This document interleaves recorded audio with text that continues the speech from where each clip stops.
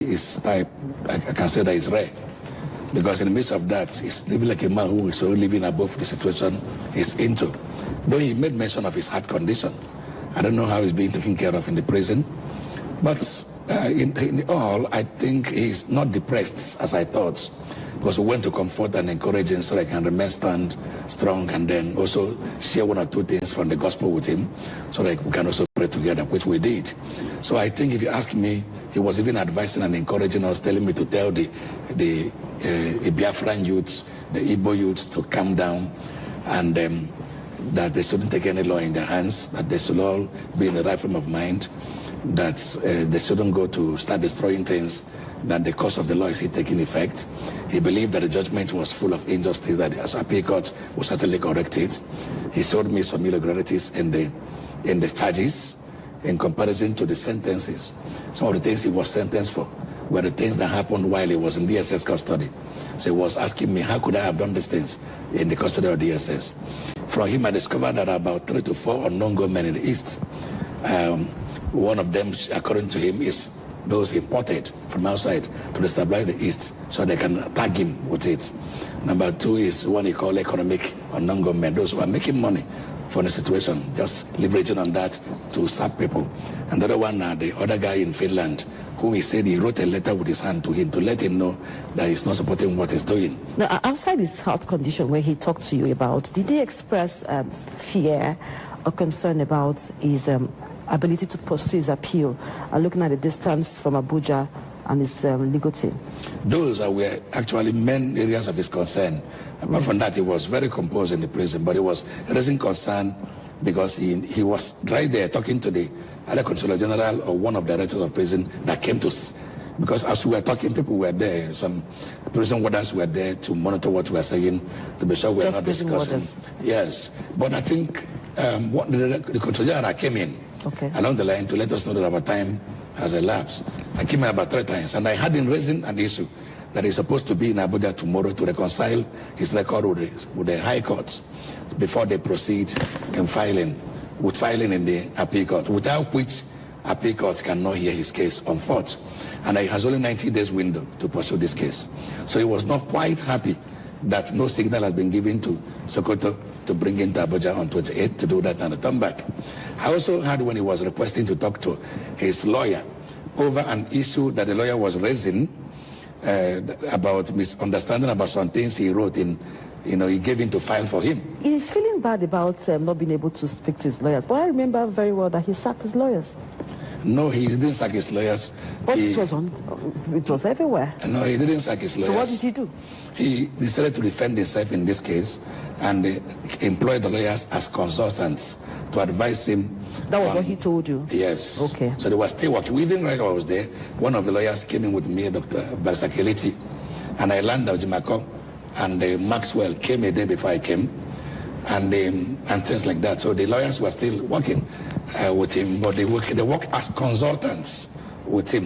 When he saw the way the tragedy of the case, he felt, let me defend myself in this one, because he was saying that the court has no jurisdiction to try him. He raised about 3 points in that, and not a lawyer. He said that there was a rendition from Kenya that is abridging already an existing international law, that there will have been a formal process of bringing him down from Kenya. That was not done. He was kidnapped. By that kidnap alone, that the case had been messed up. He also said that the law upon which he was tried in terrorism was a repealed law. In 2013 or so, it was repealed. That the law is no more in existence. So that alone has spoiled the case. And then he also mentioned that the crimes he committed, according to them, he committed them in London.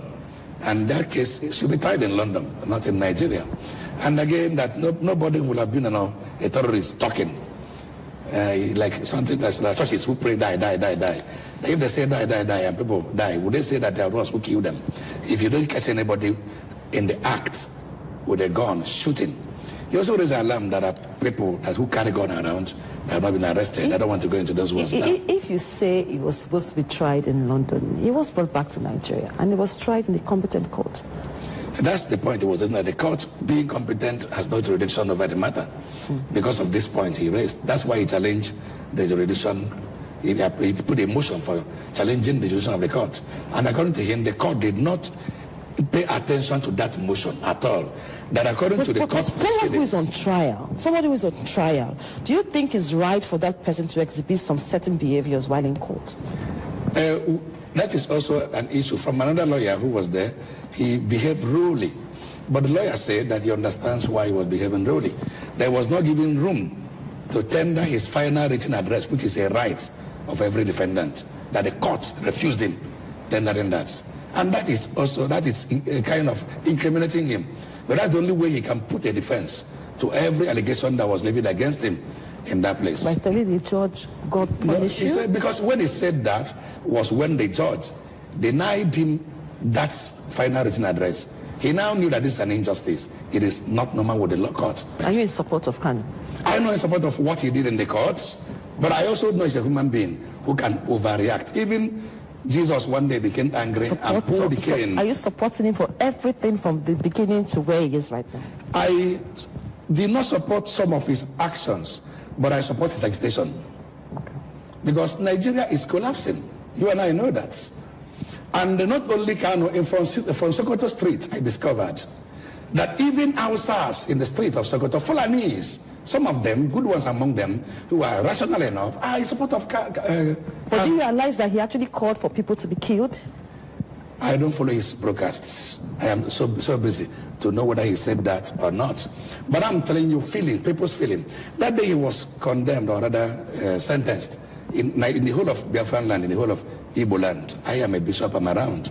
It looks like people, somebody, like, it's like a dead, somebody died. But people were jubilating. We saw all the videos and pictures on social media. Not in Igbo land. It's like the day. In the southeast. No, if I see anybody jubilating, it's political jubilation.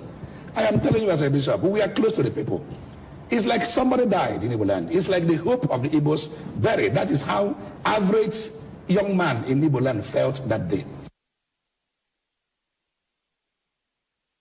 We failed them. But let's keep talking to ourselves. That's why we feel free in your midst. And for those of you who are also around, who know my commitment in recent times with Nnamdi Kanu,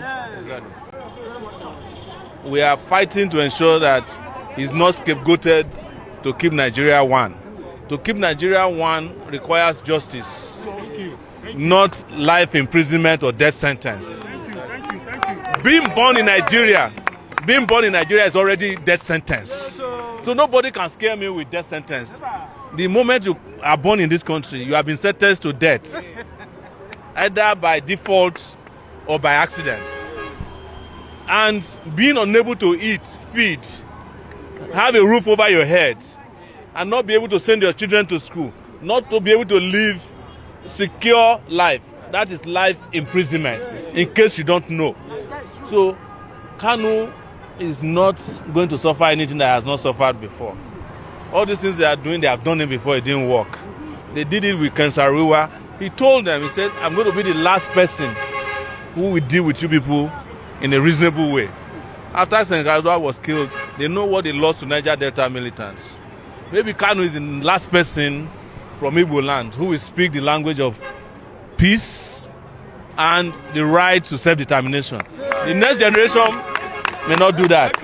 And there's nothing anybody can do about that. And we are saying that here in Kaduna, where they need to listen to it. And I apologize to those of you in Kaduna who were expecting us when we were doing free Nnamdi Kanu. Yes, let me announce today, we are going to announce series of action on free Nnamdi Kanu again. And we'll go all over the country. We are ready, sir. Yes. And this time we are not going to do one day. We are not going to do one day. We are going to do a whole week of series of action. Yes. Because these people need to be taught a lesson that the country belongs to all of us. Those who are